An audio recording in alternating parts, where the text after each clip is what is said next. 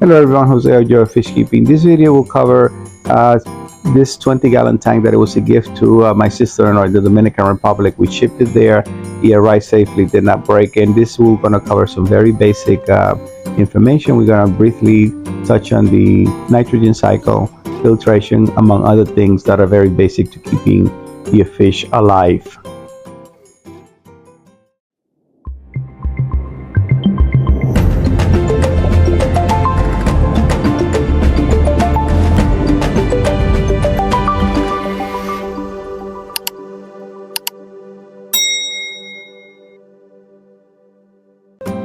If this is the first time stopping by my channel, or you have seen it before, I do keep this channel hopefully to share information that would help you maintaining your fish healthy, covering most topics in the aquarium hobby. I keep this particular tank. It's a discus tank. It's a 120-gallon tank. I'm just going to share some of my tanks with you. Although I love all the fish that I choose to keep, but discus are my passion. I've been able to keep discus healthy and alive for many years. Aquarium hobby is, other than providing very positive benefits, relaxation, and the beauty of watching these amazing animals, it is a hobby that is shared by the family, and we all enjoy it. This is a 60-gallon mixed community tank, and this other one is a 65-gallon. It's not a species only. I keep a lot of tiger barbs in here, a variety of colors among other fish, and including some glowfish. I generally don't like aggressive fish. These are kind of, they can be considered mildly aggressive, but I don't really have an issue with aggression. There's a lot of them in there, and it's not really an issue. This other is a 90-gallon, again, community tank. Recently I've made this one sanded tank, and I really enjoy watching the geophagus sift through the sand all day. One of the things I enjoy about keeping a fish channel is that it encourages people to come into the hobby. They can see how things can be done, the learning process, and it's really the sharing is really one of the most things I enjoy. A number of people since they've been watching my channel and they hear me talking about the fish, they are encouraged and want to keep a fish tank. This particular tank, my sister-in-law and her two children wanted to keep wanted to an aquarium, so this particular one I was able to ship it to the Dominican Republic, and it arrived safely.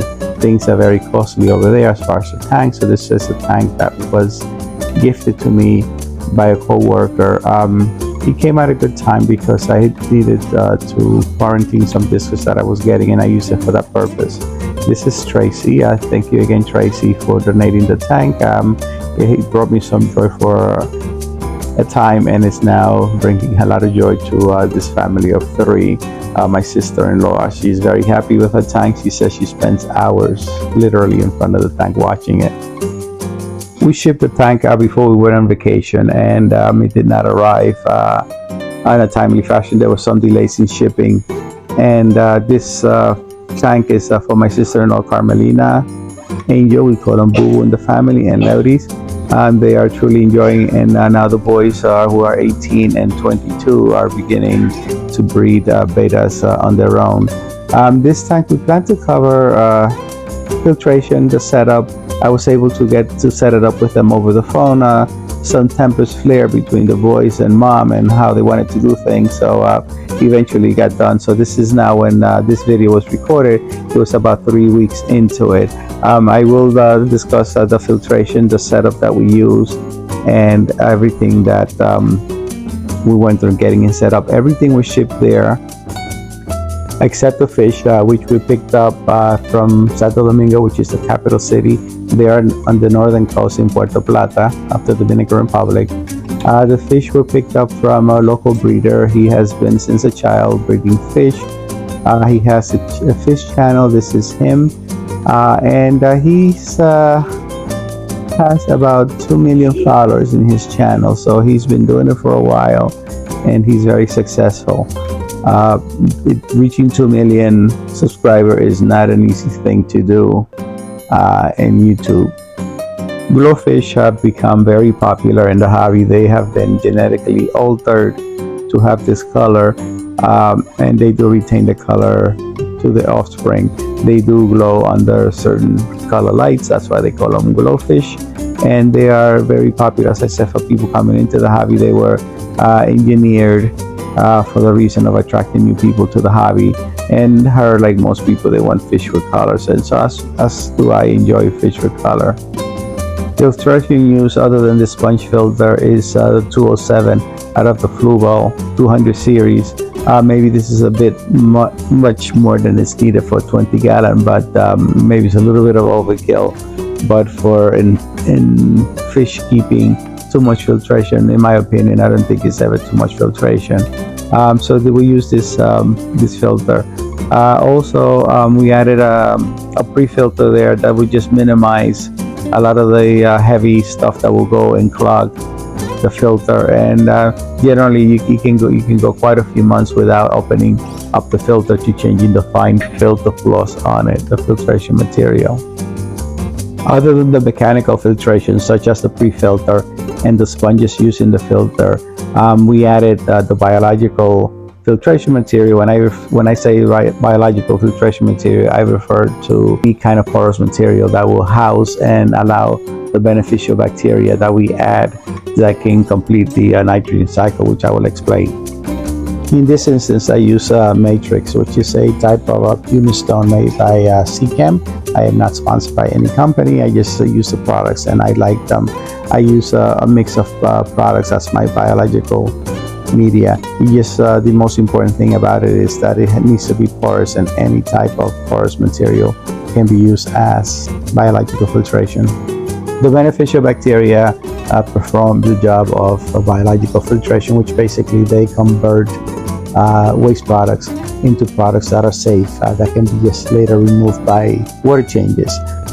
Any surface substrates that you use houses the beneficial bacteria. Those lava rocks that are the red lava rocks that are, if they're crushed, they're very porous. You could also use something like that as biological media. Briefly, the nitrogen cycle is where beneficial bacteria convert nitrogen products, ammonia, to nitrates. All the fish waste, whether it's from breathing, poop, urine, or any other decomposing materials in the tank, where there's dying plants, dying animal, will produce these waste products, which the bacteria safely convert to a safe product, nitrates, which can be removed by water change. This process generally takes about 4 to 6 weeks, but we are able to do this a lot quicker, very successfully. The nitrates are generally replaced by water changes, anywhere from 25 to 50%, whatever your fish can tolerate. Me personally, I do about 80% weekly. It all depends what kind of fish you keep and the amount of fish and the biological load that you have in each tank.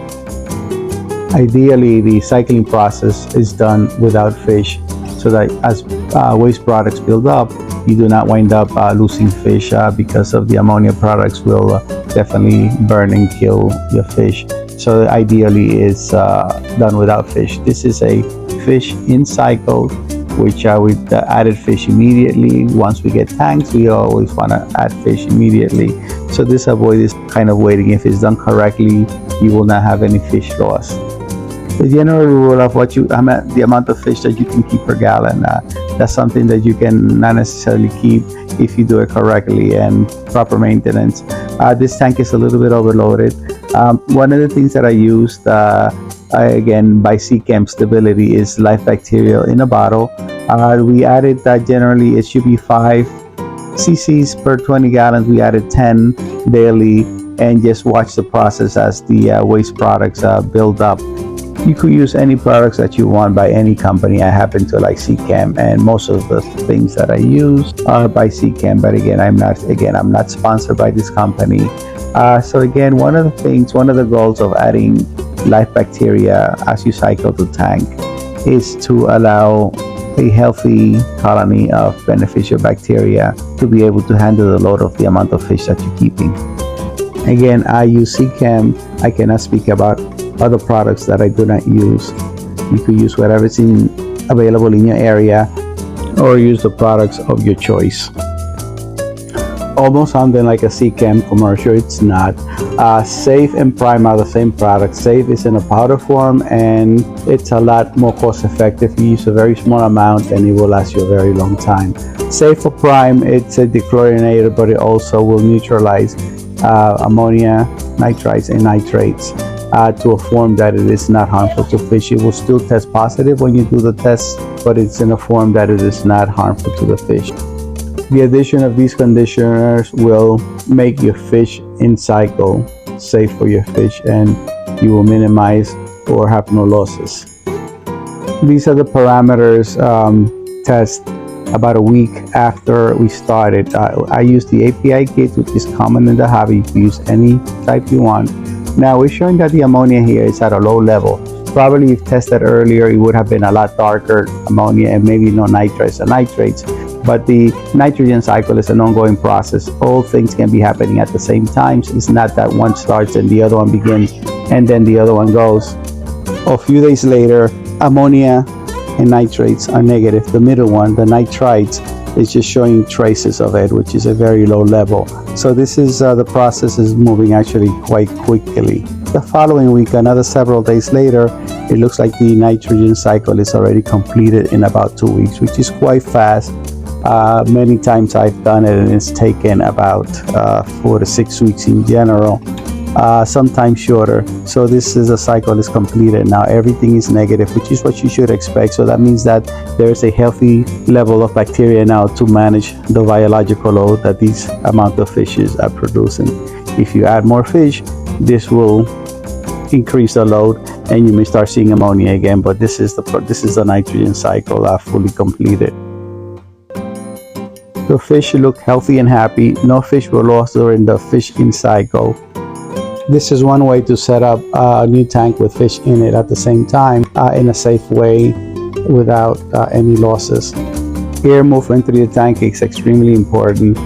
It allows oxygen to be dissolved in the water as the water breaks the surface. At the top, the return from the filter was put in an angle where it will cause a lot of surface agitation, as you can see here, because again, oxygen is dissolved into the water as it breaks the water, and the agitation there, that's where the actual oxygen is changed.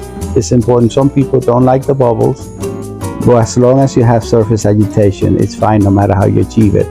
Especially in a place like this where the temperatures reach 90 degrees. And on average, most tropical fish live between 77 and 82 degrees. Water does not hold oxygen when the as the temperature rises. It doesn't hold much water. If you see that the fish are at the top gasping or sucking air, you know the temperature is low. So the surface agitation and oxygenation is vital. Again, it doesn't matter how you achieve it, whether it's by bubbler or just creating any kind of surface agitation, any kind of a wave maker. As long as you can achieve it, that is okay. Thank you for watching this video. I hope it gave you any useful information. If you liked it, please you can hit the like button, and please share if you're to anybody who may be keeping fish and like the hobby.